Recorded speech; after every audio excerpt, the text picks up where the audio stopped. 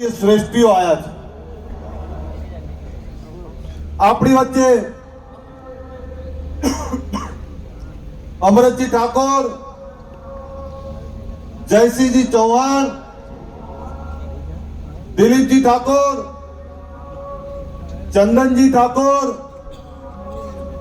રોહિતભાઈ ઠાકોર, કેસાજી ચૌહાણ, લવિંગજી ઠાકોર,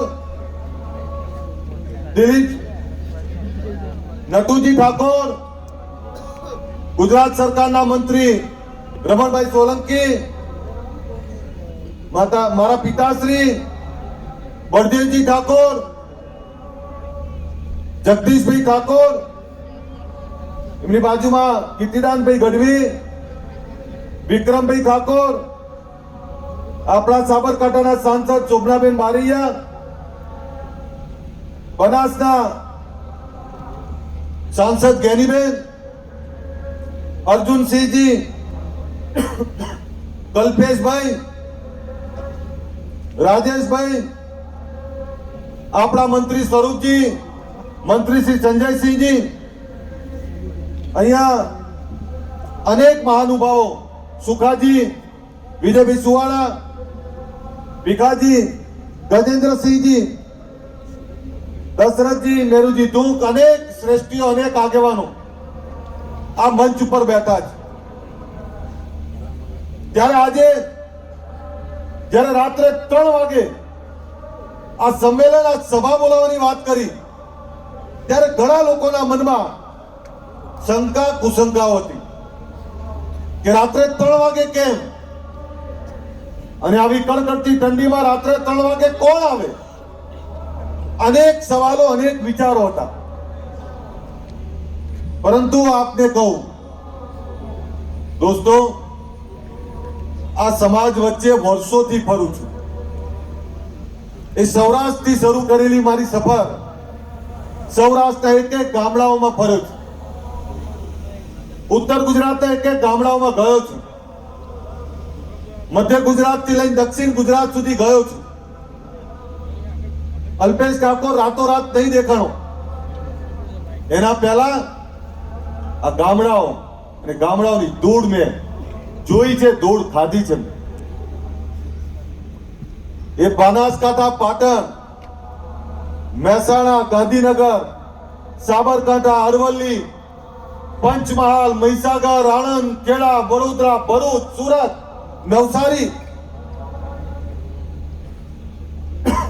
અમદાવાદ, સુરેન્દ્રનગર, મોરબી, કચ્છ, રાજકોટ, જુનાગઢ, જામનગર, ભાવનગર, બોટાદ, આખા ગુજરાતમાં આ ગુજરાત ક્ષત્રિય ઠાકોર સેના ઓબીસી એકતા મંચની સ્થાપના કરી છે। દોસ્તો, જ્યારે સમાજના સંગઠનની વાત કરી મેં, ત્યારે આ સમાજની અનેક પીડાઓ હતી। કોઈ કદાચ મને સવાલ કરે કે ગુજરાત ક્ષત્રિય ઠાકોર સેનાની સ્થાપના કર્યા પછી સમાજને શું મળ્યું, તો તમારી છાતી ઉપર હાથ મૂકીને જવાબ આપજો કે બનાસકાંઠાના ઠાકોરને આ અમદાવાદના રાણીપમાં અલ્પેશ ઠાકોર કોણ રહે છે ઓળખતા હતા ખરા તમે? એક તાલુકાના એક ગામથી બીજા ગામના આપણે નતા ઓળખતા, ત્યારે એક તાલુકાથી બીજો તાલુકો, અને કેવો ટણીવાળો સમાજ, જેને એક આખું ગામ એક રાખવું હોત તોય આંખે પાણી આવી જાય, અને એ સમાજને ઉત્તરથી દક્ષિણ, દક્ષિણથી મધ્ય, મધ્યથી સૌરાષ્ટ્ર સુધી એક કરવું એ કોઈ નાના છોકરાના ખેલ નથી।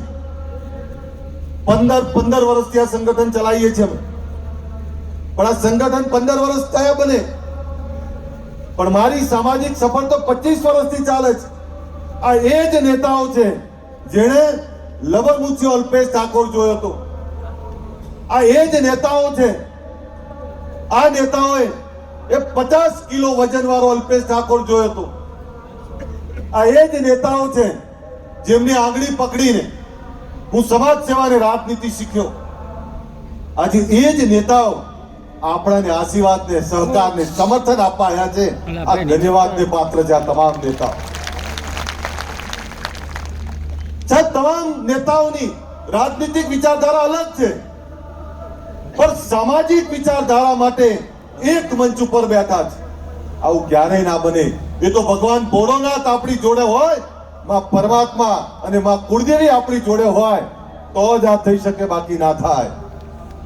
અને સાહેબ કલ્પના તો કરો, ધોળા દિવસે ગાડીઓના ભાડા મૂકો તોય ભેગા ના થાય.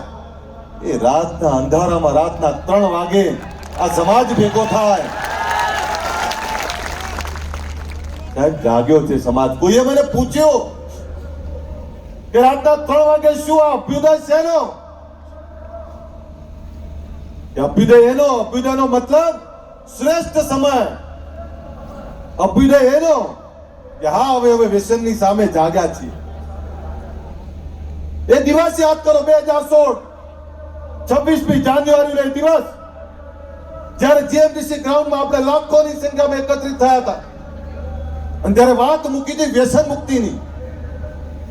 અને જ્યારે વ્યસન મુક્તિની વાત મૂકી ત્યારે લોકો આપણા પર હસતા હતા. કેમ હસતા હતા? કે આપણામાં વ્યસનો ખૂબ હતા. કોઈ સમાજનો દીકરો રાહ ભટકેલો દારૂ પીને જતો હોય તો લોકો એવું જ ક્યાં ઠાકોર હશે. પણ જ્યારે 2016 26મી જાન્યુઆરીએ વ્યસન મુક્તિનો મહાકુંભ કરીને વિચારધારા મૂકી કે હવે અમારા નવલૈયા યુવાનોને, અમારા દીકરાઓને ભર જવાનીમાં ખોવા નથી. અમારી દીકરીઓને ભર જવાનીમાં વિધવા નથી જોવી. અમારા દીકરાને દીકરીને અનાથ નથી જોવા. એટલે આ વ્યસન રૂપી રાક્ષસને બગાડવો છે, એના માટેનો વ્યસન મુક્તિનો મહાકુંભ કરે. અને સાહેબ આ ગુજરાત ક્ષત્રિય ઠાકોર સેનાના મારા તમામ યુવાનો,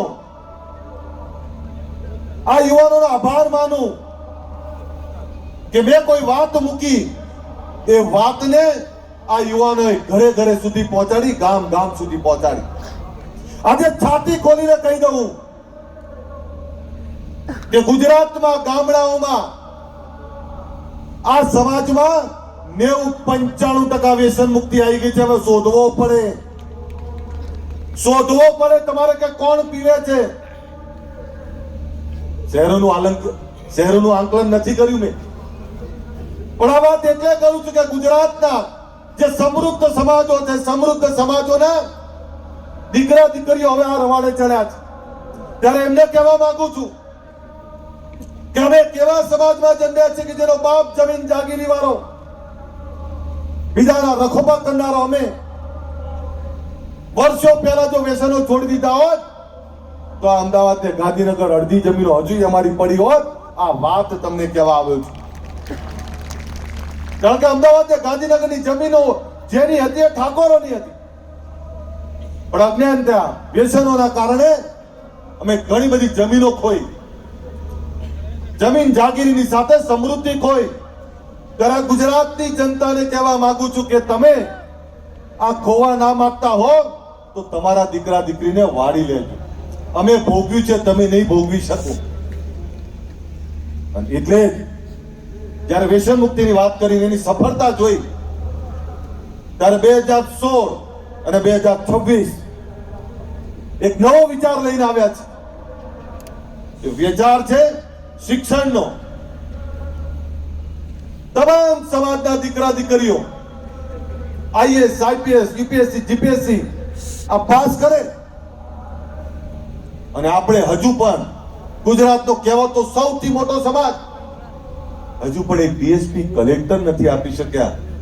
તો જાગીએ તો ખરા ને. આ એના માટે બોલાયા છે તમે સાહેબ. તમામ સમાજની સંસ્થાઓ છે, તમામ સમાજની સંસ્થાઓમાં એમની આવનારી પેઢી માટે, ઉજ્જવળ ભવિષ્ય માટે, એના ઉજ્જવળ ભવિષ્ય માટે શિક્ષણની વ્યવસ્થાઓ થાય.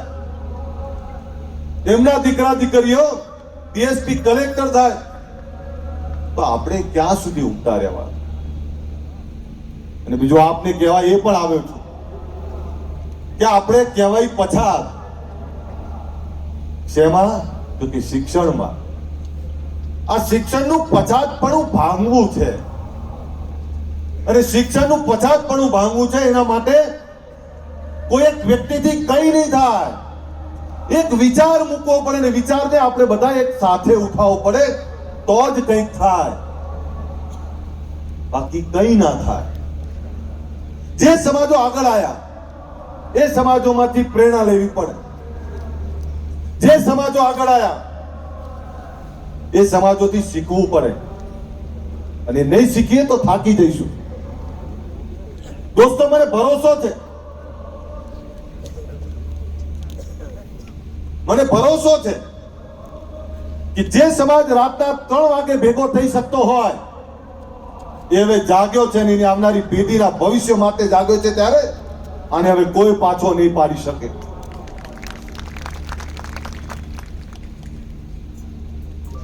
रात नहीं ख्वाब बदलता है, बोलू ने, रात नहीं ख्वाब बदलता है, मंजिल नहीं कारवा बदलता है. जज्बा रखो जीतने का, क्योंकि किस्मत बदले ना बदले वक्त जरूर बदलता है. खबर पड़े છે? रात नहीं ख्वाब बदलता है, रात नहीं ख्वाब बदलता है, मंजिल नहीं कारवा बदलता है.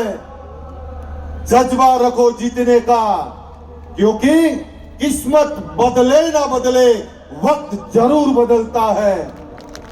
आज वक्त बदलવો છે ને એટલે ભેગા કર્યા છે તમે. સમય પાછો લાવવો પડે, સમયના પન્નાને પાછા ફેરવવા પડે. એ ચાહે શિક્ષણની વાત હોય, ચાહે રોજગારની વાત હોય, કે ચાહે ભાઈ રાજનીતિની વાત હોય. તમારે તમારા હક અને અધિકાર માટે જાગવું જ પડે, મથવું જ પડે ને કામ કરવું જ પડે. કોઈ તમારા માટે ચિંતા નહીં કરવાનું, તમારે જાતે લડવું પડશે, જાતે જ બહાર નીકળવું પડશે. અને એવા લોકોનો સમૂહ બનાવવો પડે જે ગરીબ છે, વંચિત છે. સમદુખિયા ભેગા કરવા પડે. અમારા કેસાજી એવું કે સમદુખિયા ભેગા કરવા પડે, સમદુખિયા ભેગા થઈ અને એકબીજાની ચિંતા કરવી પડે. સમદુખિયા કોણ? જે ગરીબ છેવાડા મેં આદિવાસી મારો ભાઈ. સમદુખિયા કોણ? જે ગરીબ છેવાડો ને આપણો દલિત ભાઈ. સમદુખિયા કોણ? તે રબારી ભરવાડ. સમદુખિયા કોણ? તે દરજી પ્રજાપતિ પંચાલ નો આપણો ભાઈ. સમદુખિયા કોણ? તે કેવા પછાતો, જે પછાતો એ ભેગા થઈને પોતાની ક્રાંતિ કરવી પડે. એની વાત કરવા માટે બોલાવે છે. આ ગુજરાતનો ઠાકોર સમાજ એ કેવો સમાજ જેને પોતાની લડાઈ જાતે લડવી પડે ને બીજાના રખોપા કરવા પડે. આ એના માટે તમને બોલાયા છે. અને રાતના 3 વાગે બ્રહ્મ મુહૂર્તમાં જ્યારે તમને બોલાયા છે ત્યારે ગુજરાત સરકારે બજાર કિંમતના 50% ભાવથી આપણા સમાજને શૈક્ષણિક હેતુ માટે જમીન આપી છે. એના માટે આદરણીય નરેન્દ્રભાઈ, અમિતભાઈને, ભૂપેન્દ્રભાઈનો આભાર માનું. પરંતુ મેં વાત એ પણ કરી કે સાહેબ અમારા સમાજ જોડે ફેક્ટરીઓ નથી, અમારા સમાજ જોડે એવા મોટા ધંધા રોજગાર નથી. મોંઘી પડે, પણ આપને ફરીથી કહું, મોંઘી ભલે પડે, લેવી તો પડે ને, લેવી તો છે જ, અને એટલે લઈ લીધી છે. 5.5 થશે. નાના ભૂલકાઓ આપણા એ ભૂમિપૂજન કરવાના છે. કોઈને એવું થાય કે આ 10 વર્ષથી નાના 11 બાળકો એમની જોડે ભૂમિપૂજન કેમ કરાવે છે? ત્યારે બાળકોને કહેવા માટે કે કાલ અમે જતા રહીશું, આ તારા માટે ભવ્ય ઇમારત બનાવી રહ્યા છે, આ એના માટે તારા જાતે તારું ભવિષ્યનું નિર્માણ કરવા માટે ભૂમિપૂજન કરાવીએ છીએ. સાહેબ, એક એવું સરસ્વતી ધામ જ્યાં યુપીએસસી જીપીએસસી ના ક્લાસ ચાલતા હોય, એક એવું સરસ્વતી ધામ જ્યાં અદ્યતન લાઇબ્રેરી હોય, એક એવું સરસ્વતી ધામ જ્યાં 2000 થી વધારે દીકરા દીકરીઓ રહી શકે, એક એવું સરસ્વતી ધામ જ્યાં સ્પર્ધાત્મક પરીક્ષાઓની તૈયારી થઈ શકે, એક એવું સરસ્વતી ધામ જ્યાં વિદેશ અભ્યાસ કે વિદેશ રોજગાર માટેનું માર્ગદર્શન મળી રહે, એક એવું સરસ્વતી ધામ કે સરકારની તમામ યોજનાઓની અમલવારી હોય. એ કેવા સરસ્વતી ધામની વાત કરું છું, જે સરસ્વતી ધામમાં આ સમાજની દિશા નક્કી થાય અને સમાજના બાળકોના ભવિષ્યની ચિંતા થાય. એ સરસ્વતી ધામનું આજે ભૂમિ પૂજન કરવાનું છે, એના માટે તમને બોલાયા છે.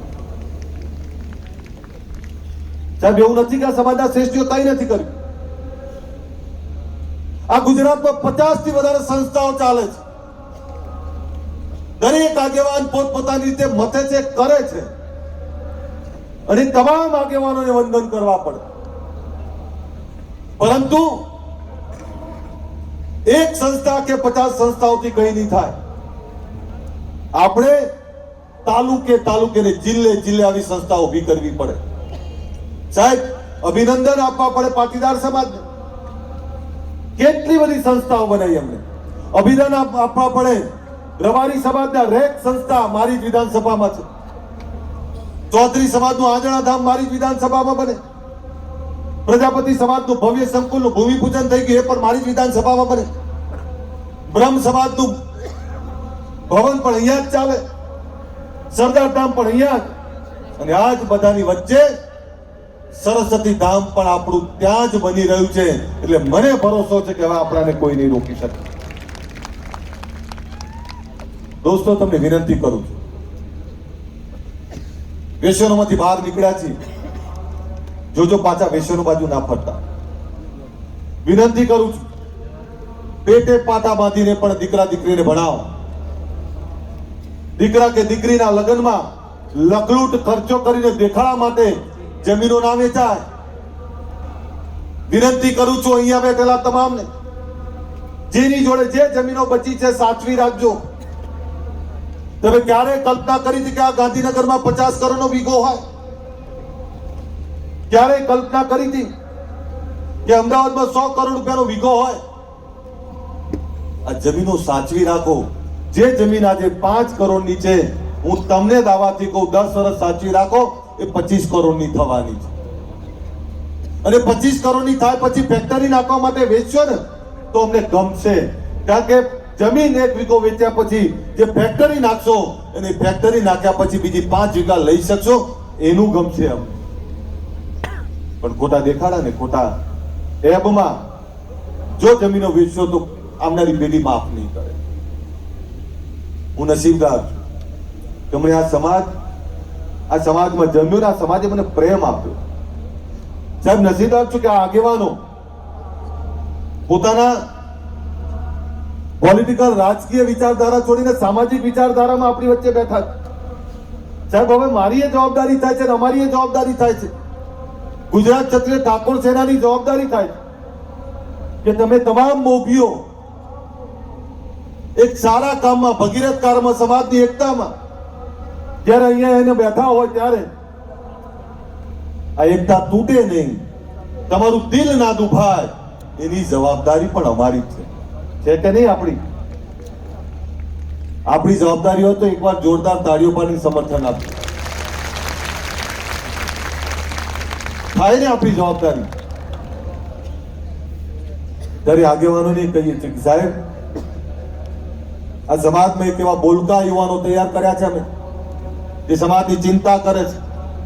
આ લાલ કેસ વાળા યુવાનો, તમે વિચારો, રાતના 3 વાગે સભા કરે અને રાજકીય આગેવાનોને બોલવાની પ્લેટફોર્મ પૂરું પાડે, અને એમને તો શું મળવાનું છે હજી ખબર નહીં.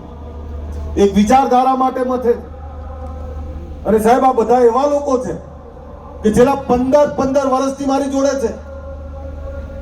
આમાંથી 98% લોકો એવા છે કે 15 વર્ષથી મને હિંમત આપતા રહે છે, ચિંતા ના કરો, આવનારો સમય આપણો છે. એક જ વાત કરે સાહેબ, આ યુવાનો એવા છે કે જેણે મને ક્યારે એકલો નહીં પડવા દીધો. અને ઘણીવાર કહું, ઘણા મને હળવાશથી લેવાનો પ્રયત્ન કરતા હોય, પણ આ સમાજની એકતા કરવી હોય તો સહન કરવું પડે.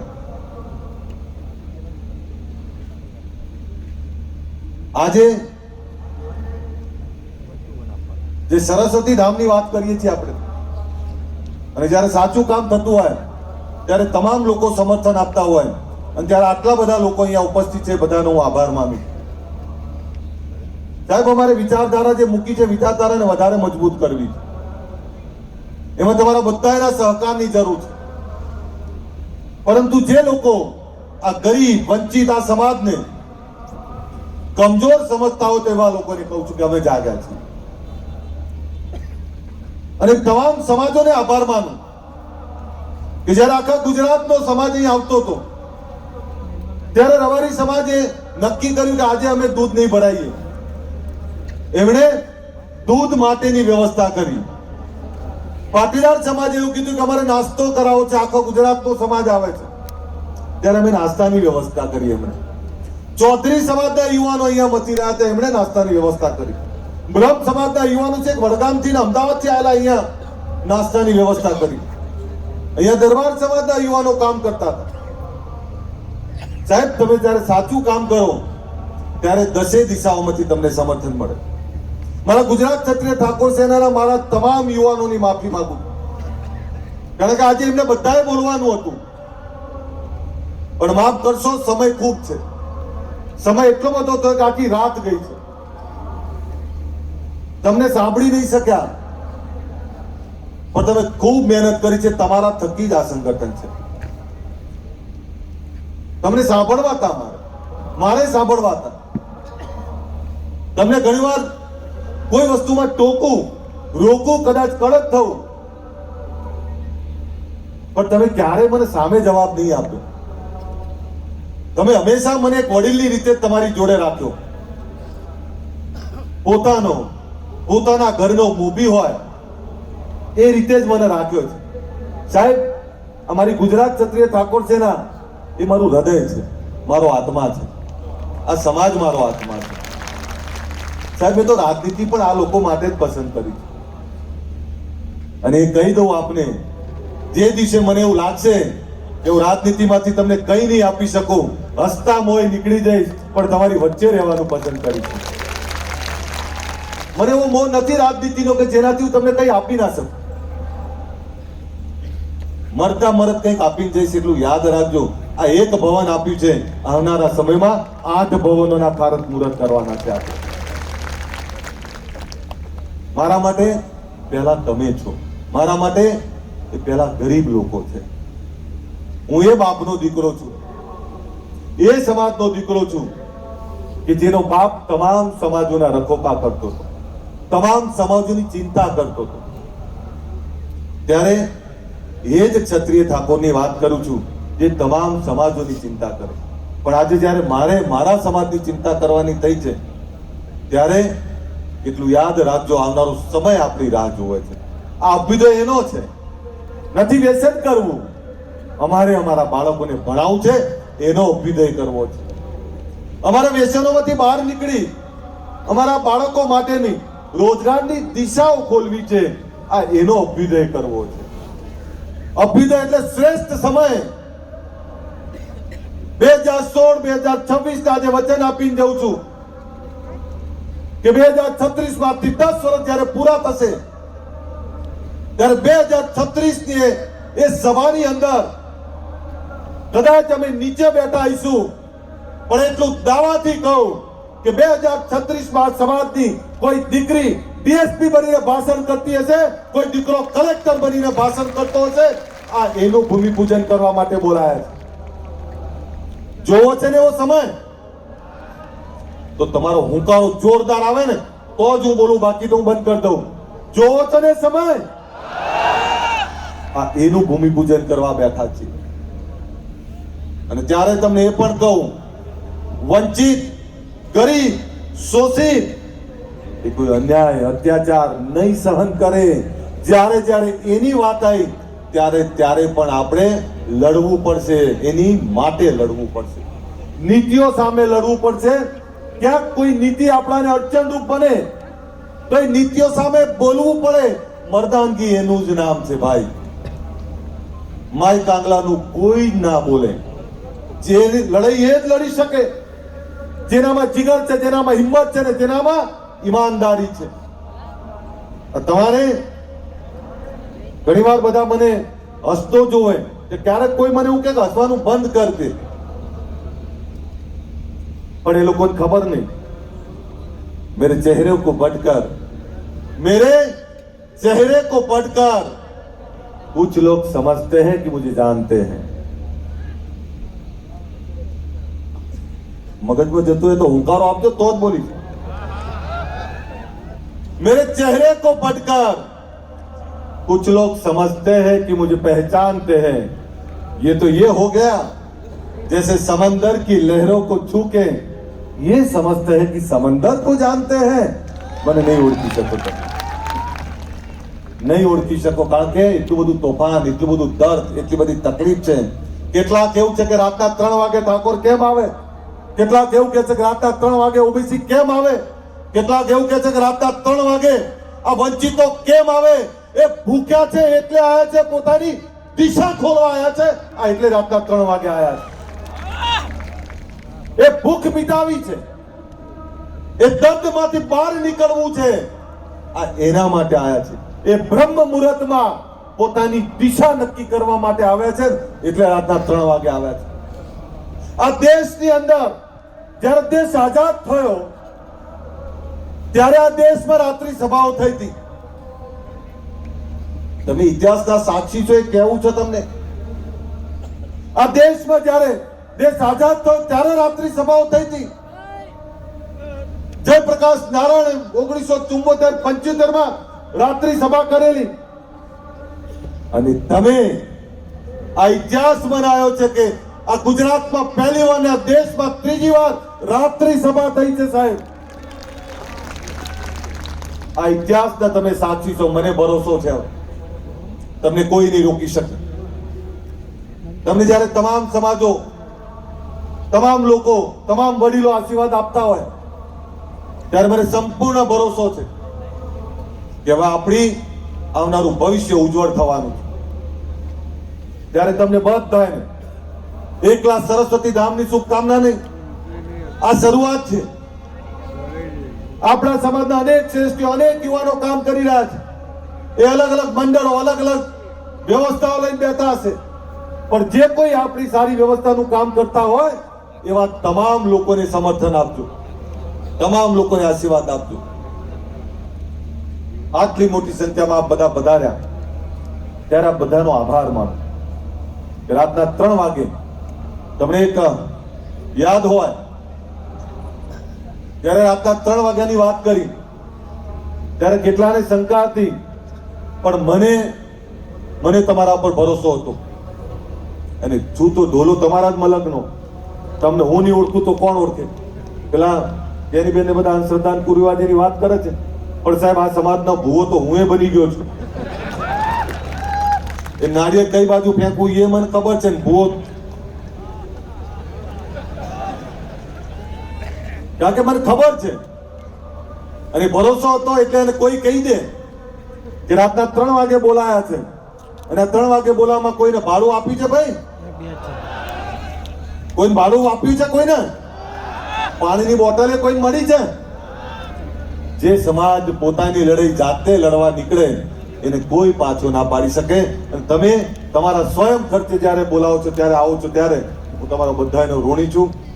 હું ફરીથી તમને બધાને નમન કરું છું અને તમારો બધાનો આભાર માનું છું.